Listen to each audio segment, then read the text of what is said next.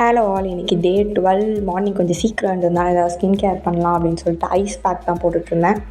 நீங்கள் ice back morning use பண்ணிங்கன்னா உங்கள் ஃபேஸெல்லாம் நல்லா ஃப்ரெஷ் ஆகிடும். அதுக்கப்புறம் நீங்கள் என்ன வேணால் மூஞ்சிக்கு போடலாம், அது நல்லா உங்கள் ஃபேஸ்க்கு அப்சர்வ் ஆகும். எப்போவுமே நான் யூஸ் பண்ணுற கண்டினியூ ஸ்கின் கேர்னால் நான் இந்த சந்தனம் தான் யூஸ் பண்ணுவேன். இதை நல்லா கரைச்சி யூஸ் பண்ணுறதுனால ஃபேஸ்க்கு நல்ல பிரைட்னஸ் கிடைக்கும். இது வந்து பாய்ஸ் கேர்ள்ஸ் 2 பேருமே யூஸ் பண்ணலாம். உங்களுக்கு சம்மரில் நல்லா டேன் ஆகிடுச்சுன்னு நினச்சிங்கன்னா நீங்கள் இதை கண்டிப்பாக யூஸ் பண்ணுங்கள். நல்லா பலவலன்னு ஆகிடுவீங்க.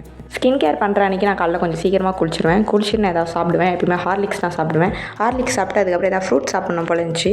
சம்மர் ஆரம்பிச்சதுக்கப்புறம் மற்ற பழத்தெல்லாம் ஒத்தி வை, மாம்பழத்தை வாயில் வைன்ற மாதிரி சூப்பரான டேஸ்ட்டில் எங்கள் அம்மா மாம்பழம் வாங்கிட்டு வந்தாங்க காலையிலேயே. மற்ற நாள்லாம் கேமரா கான்சன்ட்ரேஷனில் இருக்கும். மாம்பழம் சாப்பிட்ற அன்றைக்கி சுத்தமாக இருக்காது. அது எல்லாருக்குமே தான். அதனால தான் வாயில் கையெல்லாம் கொஞ்சம் பூசிட்டு சாப்பிட்ருப்பேன். அதெல்லாம் கொஞ்சம் கண்டுக்காதீங்க. எங்கள் அம்மாவுக்கு மட்டும் ஒரு சாராக கட் பண்ணி கொடுத்துட்டு நான் மட்டும் அப்படியே மொத்த மாம்பழத்தை வாயில் போட்டுட்ருந்தேன். சோறு வயிற்றுக்கு இறங்குறது ரொம்ப கஷ்டம். ஆனால் இந்த மாதிரி நொறுக்குதுலாம் நமக்கு நல்லா உள்ளே இறங்கும். எப்படி இருந்தால் அதெல்லாம் சாப்பிட்டா குண்டாக தான் போகிறோம். வீட்டில் எல்லாரும் திட்டிகிட்டே தான் இருப்பாங்க. ஏன் திட்டுறேன் அதனால் வாங்கி கொடுப்பாங்க. அது வரைக்கும் சந்தோஷம்.